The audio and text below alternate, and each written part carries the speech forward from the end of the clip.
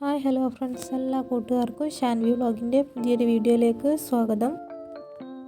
ഇന്നത്തെ നമ്മുടെ video calathea Pinterest അല്ലെങ്കിൽ കലാത്തിയ ഓർണേറ്റ എന്ന് പറയുന്നൊരു ചെടിയുടെ വിശേഷങ്ങളാണ്. നമ്മൾ ഓൾറെഡി ഇപ്പം കലാത്തിയ സീരീസ് തുടങ്ങി വെച്ചിട്ടുണ്ടായിരുന്നു. ആ സീരീസിലെ കലാത്തിയൻ്റെ മൂന്നാമത്തെ വെറൈറ്റിയാണ് ഇപ്പം നമ്മൾ പറയുന്നത്. 2 വീഡിയോയിലായിട്ട് നമ്മൾ 3 കലാത്തിയാണ് പരിചയപ്പെട്ടത്. ഇതിപ്പം കലാത്തിയ പിൻട്രസ്റ്റിൽ വരുന്നൊരു ടൈപ്പാണ്.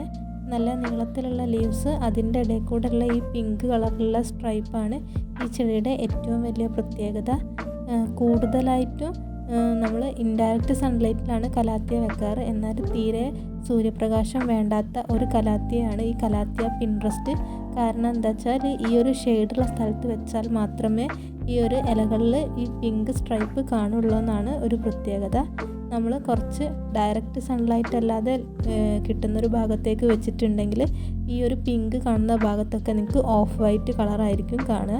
അതുകൊണ്ട് നല്ല ഷെയ്ഡുള്ള സ്ഥലത്ത് വെക്കാൻ പറ്റിയിട്ടുള്ള ഒരു പ്ലാന്റാണ് ഈ കലാത്തിയ പിൻട്രസ്റ്റ് എന്ന് പറയുന്നത്. നമുക്ക് ഇൻഡോറൊക്കെ ആയിട്ട് സെറ്റ് ചെയ്യാൻ പറ്റുന്ന ഒരു പ്ലാന്റും കൂടിയാണ് ഇത്. നമ്മുടെ വീട്ടിലിത് ഇൻഡോറായിട്ടും ഔട്ട്ഡോറായിട്ടും ഒക്കെ സെറ്റ് ചെയ്യുന്നുണ്ട്. അപ്പോൾ നിങ്ങൾക്ക് ഒരു പ്ലാന്റ് തന്നെ നോക്കിക്കഴിഞ്ഞാൽ മനസ്സിലാവും.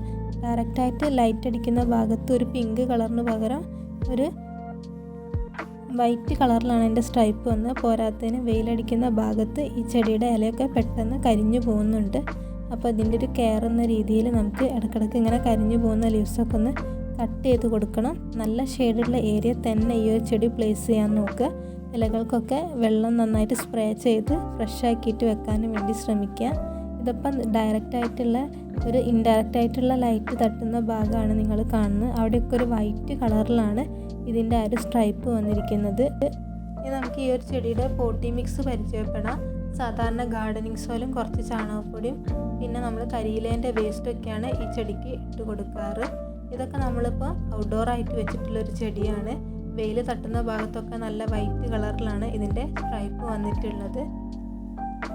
പിന്നെ ഒരു വർഷം 2 വർഷമൊക്കെ ആകുമ്പോൾ നമ്മളെപ്പോഴും കലാത്തിയേൻ്റെ ഒരു പോട്ട് റീപോർട്ട് ചെയ്ത് കൊടുക്കണം. ഇല്ലെങ്കിൽ ചെടികൾ ആവശ്യത്തിന് വളർച്ചയൊന്നും ഇല്ലാതെ വരും.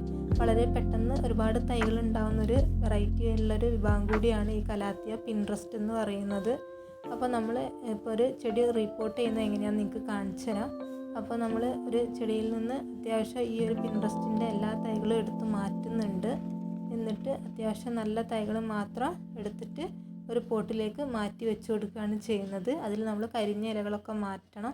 പോട്ട് ചെറുതാണെങ്കിൽ വലുതാക്കിയൊക്കെ വെക്കാനും വേണ്ടിയിട്ട് ശ്രദ്ധിക്കണം. അപ്പോൾ നമ്മൾ നല്ലൊരു പോട്ട് എടുത്തിട്ടുണ്ട്. ഈ ഒരു പ്ലാന്റാണ് നമ്മൾ വെച്ച് കൊടുക്കുന്നത്. ഇത് ഓൾറെഡി ഒരു പഴയ പോട്ടിലായിരുന്നു കിടന്നിട്ടുണ്ടായിരുന്നത്. അപ്പോൾ അത്യാവശ്യം നല്ല വേരൊക്കെ വന്ന് നന്നായിട്ട് തിങ്ങി കിടക്കുന്നുണ്ട്. അപ്പോൾ ഇതിൽ നല്ല തൈകളൊക്കെ നോക്കിയിട്ട് നമുക്ക് പോട്ടിലേക്ക് വെച്ച് കൊടുക്കാമെന്നാണ് വിചാരിക്കുന്നത്. നല്ലൊരു മോയിസ്റ്റ് ആഗ്രഹിക്കുന്ന ചെടിയാണെങ്കിൽ കൂടിയിട്ട് ഒരുപാട് വെള്ളം ഒഴിച്ചു കൊടുക്കരുത്.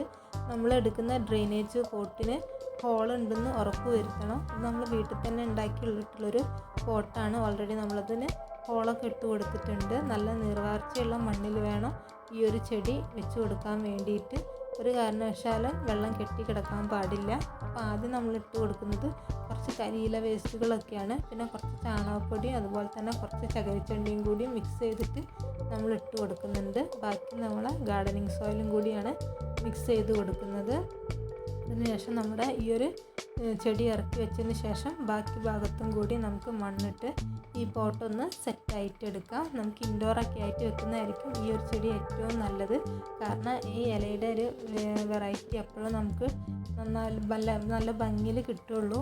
പിന്നെ ഒന്നിടവിട്ട ദിവസങ്ങളിൽ ഇലകളിൽ വെള്ളം സ്പ്രേ ചെയ്ത് കൊടുക്കാനും മറക്കരുത്. അപ്പോൾ ഇത്രയൊക്കെയാണ് നമ്മുടെ കലാത്തിയ പിൻട്രസ്റ്റ് അല്ലെങ്കിൽ കലാത്തിയ ഓർണേറ്റൻ്റെ വിശേഷങ്ങൾ.